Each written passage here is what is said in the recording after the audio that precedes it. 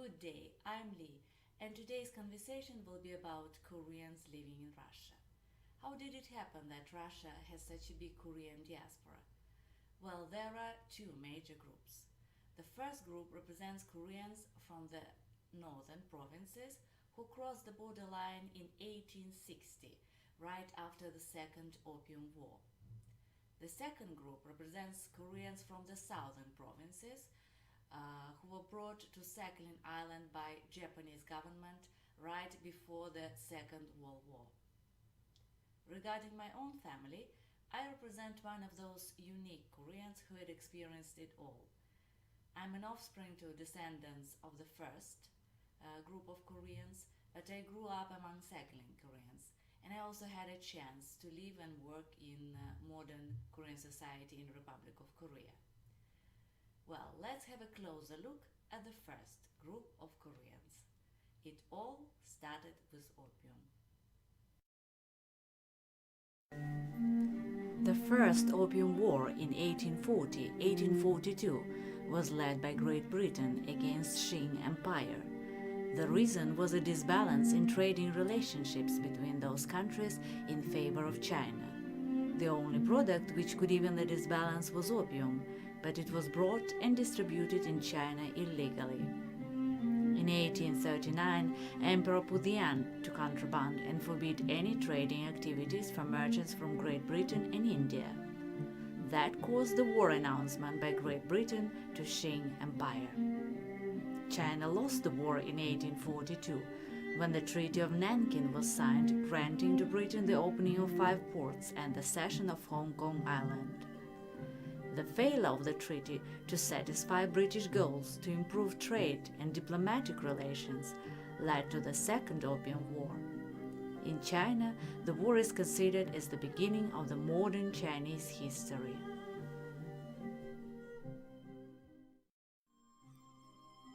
The Second Opium War in 1856-1860 started as British traders wanted to move further into the country and increase the sales of opium. This time, Great Britain was supported by United States and France. Russia agreed to support China in exchange of territorial concessions. In 1860, Chinese army was defeated, and Convention of Beijing put the end to the war. Russian side got new territories at the Far East, which later formed Primorye region. As the result, Korea and Russia established new and unguarded 17 kilometers of borderline.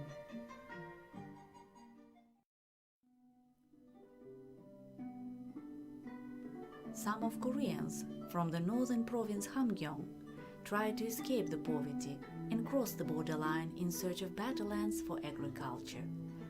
By the end of 1864, there were 14 Korean families living on the new Russian territory.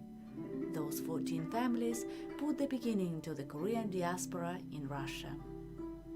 Korean immigrants were welcomed by Russian local authorities and were reported as extremely hard-working and very skillful in agricultural field.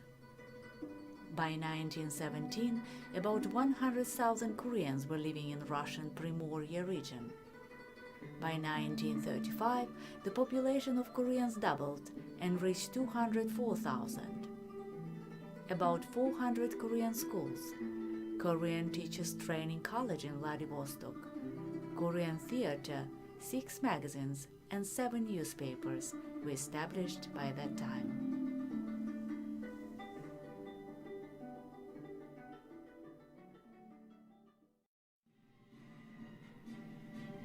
In the meantime, Japan and China were in the conflict situation due to the further expansion of Japanese empire into China. In 1937, the real war between those two countries started, and the same year Russian leader Stalin issued the resolution about deportation of Soviet Koreans to Kazakhstan and Uzbekistan. The official reason for deportation was due to suppression of penetration of Japanese espionage into Far East of Russia. That resolution started the first mass deportation of the entire population in the Soviet Union on the ground of nationality. about 172,000 Koreans were placed into trains, 50 carriages each.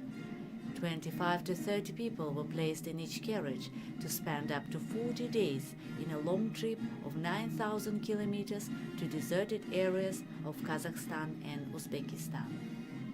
There is no certain data on how many people, especially infants and elderly ones, died during transportation.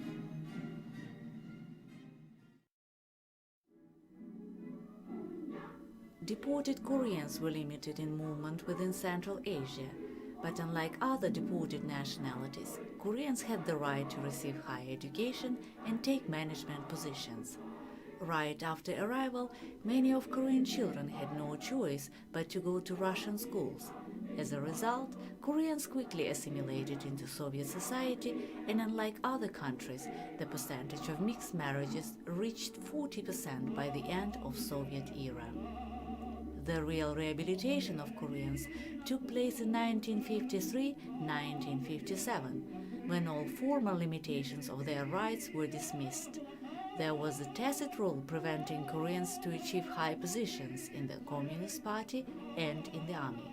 Otherwise, in the administrative and scientific fields, they achieved good results. In 1956, Stalin's personality cult was discredited, putting an end to the theory of espionage of Koreans.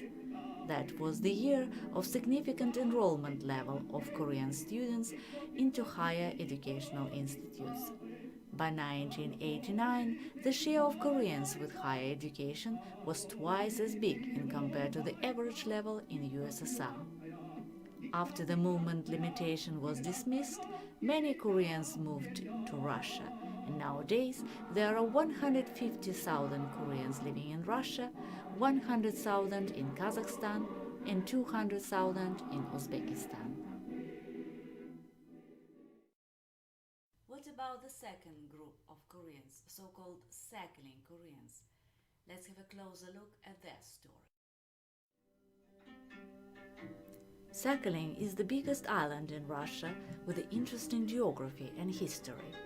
It is situated at the far east of Russia, just north of Japan.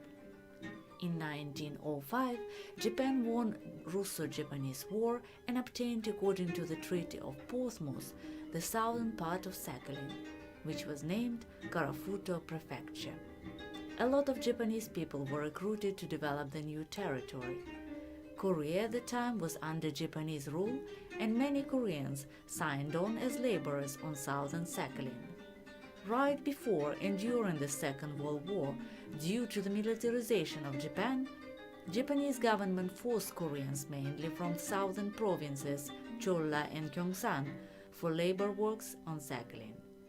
The total mobilization of Koreans started in 1939 and was performed in 3 stages. First, 1939-1942, recruiting by commercial companies. Second, 1942-1944, forced recruiting of the young workers by Korean Association of Labor. Third, 1944-1945, national service. Due to the escalating of the military and economical problems, Japan started so-called hunt for Koreans.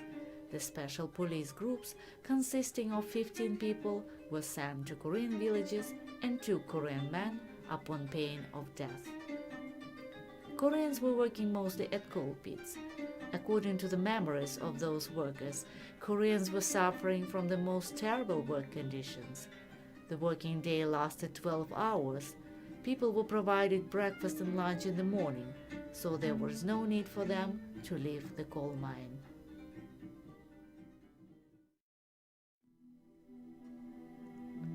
When Japanese army capitulated in 1945, there was 358,000 Japanese and around 50,000 Koreans living on Sakhalin.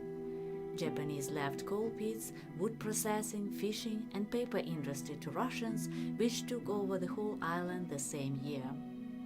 Japan and Russia agreed that Japanese residing on Sakhalin could return to their country. And what happened to Koreans on Sakhalin?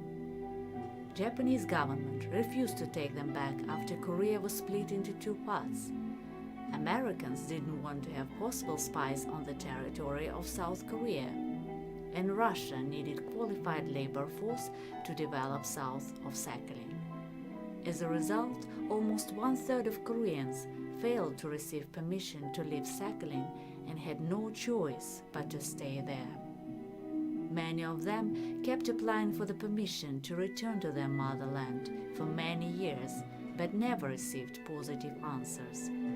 Some of them didn't accept Russian citizenship till the end of their lives, having a hope to go home someday. In 1985, Japanese, Korean and Russian governments came to an agreement offering repatriation for the Koreans born before 1945 to their historical motherland. About 4,200 repatriates are living now in 19 cities of South Korea.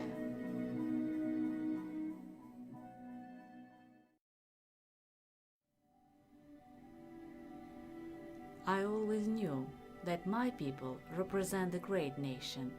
Despite of all difficulties, discrimination, deportation and repressions, Koreans always have a reputation of being hard-working, determined and intelligent people. Here are a few examples of great Soviet Koreans. Viktor Tsoi, rock musician, was the idol for the whole post-Soviet generation of young people. Even after his death in 1990, his music is still appreciated by professional musicians and fans. Kostya Dzu, an absolute champion in boxing, founded a charity fund aimed to improve the level of boxing in Russia. The main focus is to help young boxers all over the country. Anatoly Kim, a writer positioned as magical realist, as his novels contain elements of real life with Oriental philosophy and magic. In 1990, the scandal movie Even A was made according to his book A Stop in August. Yuli Kim, a songwriter and bard with a tragic history. His father was arrested and executed by secret police during Stalin's years. His mother was repressed as well. He wrote many famous songs to the Soviet movies, but his real name was hidden from subtitles due to the dissident past. Anita Tsoi has a title of Honored Artist of Russia. Among her activities, there is a charity fund, interactive TV channel, movie and musicals acting, and TV programs hosting. Boris Kim, a co-owner and a chairman of board of directors of the most successful operator for instant payment terminals, Kiwi. In 2013, the value of the company was $884 million at Nasdaq Stock Exchange. As someone said, that the nation has no future if it's not aware of its past.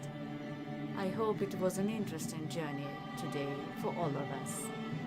Learn your past and feel proud about your roots and the person you are today.